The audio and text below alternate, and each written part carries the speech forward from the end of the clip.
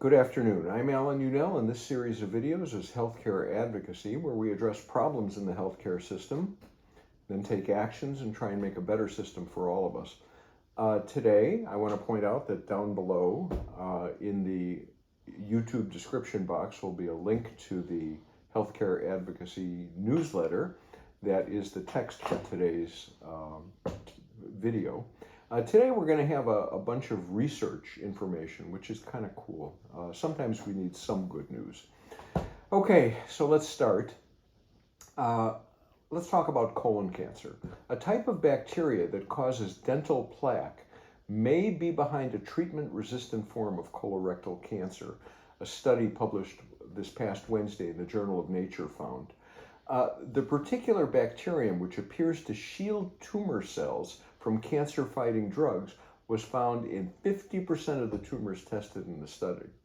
The discovery, experts say, could pave the way for new treatments and possibly new methods of screening. There's a link to an NBC article about this. Here's one that I just went way past me, and my wife and I are environmental activists. Climate affects health. Well, in ways that I didn't think about. It turns out that climate change matters in so many ways that we don't confront on a daily basis. It turns out that more diseases are starting earlier and staying in place longer and moving to new areas.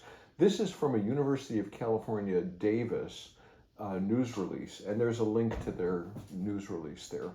The shorter and milder winters, warming oceans, and altered precipitation patterns and extreme weather of climate change are fueling the spread of infectious diseases, experts warn. They actually also published in the Journal of the American Medical Association. And that link is there to that abstract. Infectious disease physicians from Massachusetts General Hospital and the University of California, Davis noted that in the past 10 years, we had 9 of the 10 warmest years on record, along with severe heat, droughts, wildfires, floods, and hurricanes. Changes to vector-borne, zoonotic, fungal, and waterborne diseases are already occurring. A vector is something that carries the disease.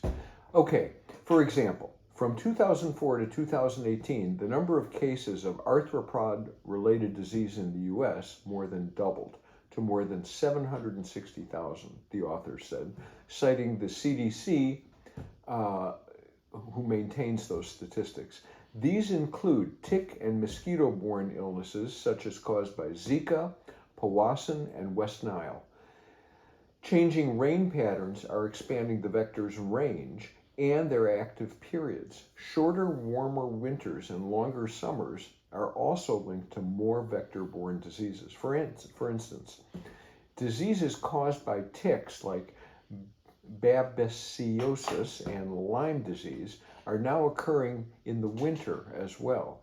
They are also being found in regions farther west and north than they have in the past in the United States. We're seeing cases of tick-borne diseases in January and February, said the first author of the study, Matthew Phillips. Phillips is an infectious disease fellow at Massachusetts General and at Harvard. The tick season starts earlier and with more active ticks and in a wider range. It means that the number of tick bites is going up, and with it, tick-borne diseases. Another concern is malaria. The mosquitoes that transmit the disease are expanding northward, because of climate-induced change. Changing rain patterns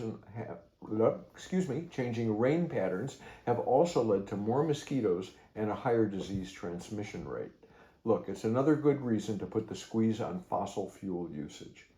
Let me give you change topics briefly and talk about politics in healthcare. I want to talk about people who care and people who don't care. And here are 2 stories that just popped up this week about schools. This one is about caring for others.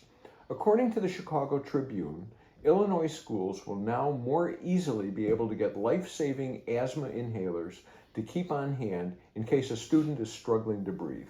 The Illinois Department of Public Health announced this past Wednesday that Director Dr. Samir Vohra has signed a standing order allowing Illinois schools to more easily obtain asthma inhalers that can be administered to anyone on site experiencing respiratory distress.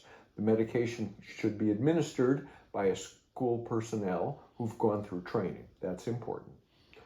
There are people who don't care. It is the Taliban wing of the MAGA party. And let me give you an example. Alabama state lawmakers this past Wednesday advanced legislation that would prohibit classroom discussion or instruction related to gender identity or sexual orientation in public schools through the 12th grade, expanding the existing law that extends through 5th grade. The House Education Policy Committee advanced this legislation, which now heads to the Alabama House of Representatives for a full vote. Let me point something out to you. You're banning this stuff in 12th grade. Students are typically between 17 and 19 years old in 12th grade. This is just nuts. They don't care about students. They care about moving forward a culture war agenda. And it does harm to everybody. Okay, now you have an example. People who care want to save lives. People who don't care want to just restrict education.